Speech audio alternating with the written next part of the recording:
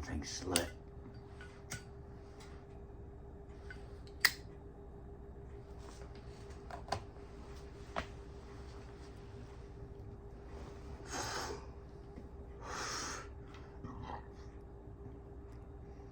So where are we going with this? Where are we going with this? You have to ask yourself, how far are you willing to go with this? And you have people say, oh, you are very brave. I was working with a company the one time, and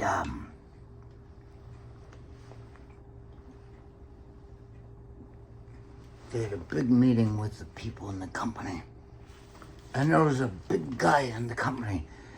And it's like, who the fuck cares? But he wanted to say it in front of people. And he stood up there and he said, yes, I am leaving the company. I have new opportunities. I'm going down south and I'm going to do this thing.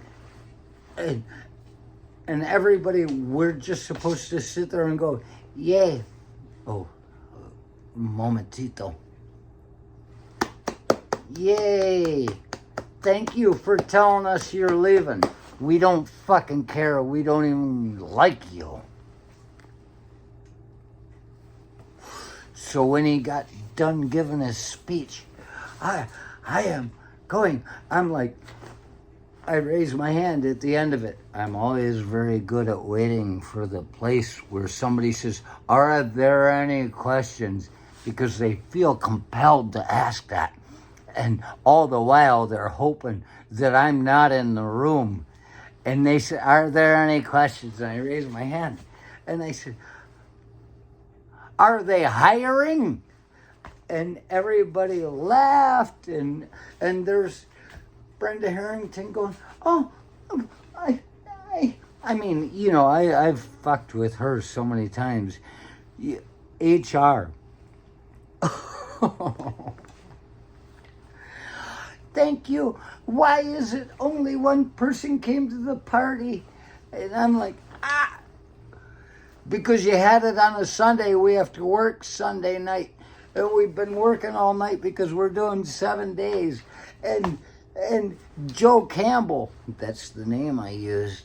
I said, yeah. He died, that temp.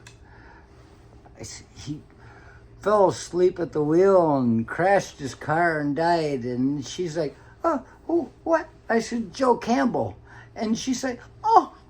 And everybody laughed because nobody knows what the fuck I'm talking about. So they just giggled to get beyond it. And after the meeting, I was walking out and I heard her saying, is that true? Yeah, I'm like, you fuckers, you want to have your parties on the days that suit you and you fucking kill your workers because they're too wore out to drive. Whatever. So when that guy says, hey, and I said, are they hiring? We walked out of there, and Albert, he's a guy from fucking Burma. Not just Burma, but from Burma. He's a social engineer that came out of Burma. And the first thing you ever hear from him and his wife, Rosa, oh, okay. You don't know if she understands you or not. You say something, she just says, okay. And it's like, what are you doing here? Get out of here. She's like, okay. They both say it's not Myanmar. It's Burma. Okay, there it is. I think I've gotten through it all by now. Albert, he doesn't buy into it. He says it's Burma. It's not Myanmar. He's a social engineer and a forester. And after the meeting, when that guy, they hiring? He comes to me and he says, "Oh, you are very brave." I'm like, "What the fuck are you talking about?" He says, "You cannot say things like that to people." I'm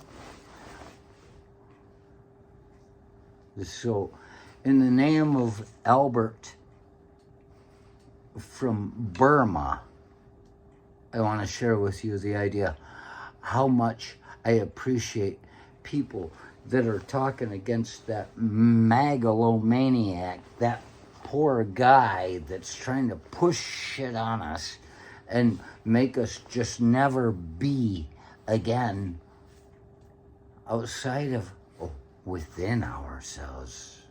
Within ourselves. We're not allowed to be ourselves anymore if that fucking poor guy decides what it is we get. Albert says, "You are brave."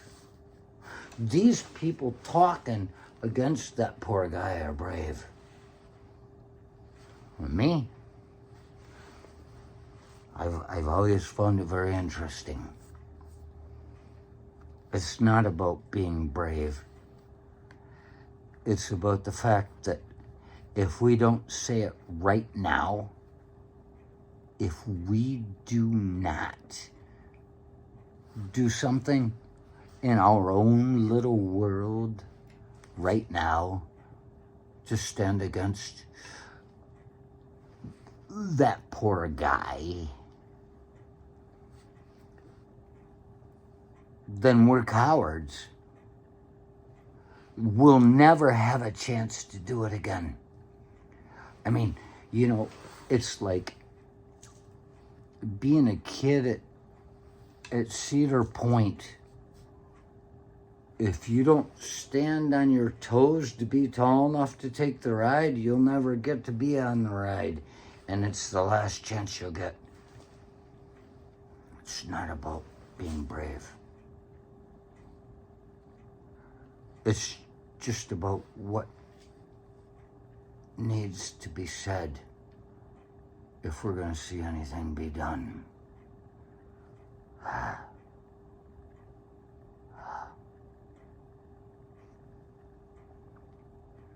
Burn the witch.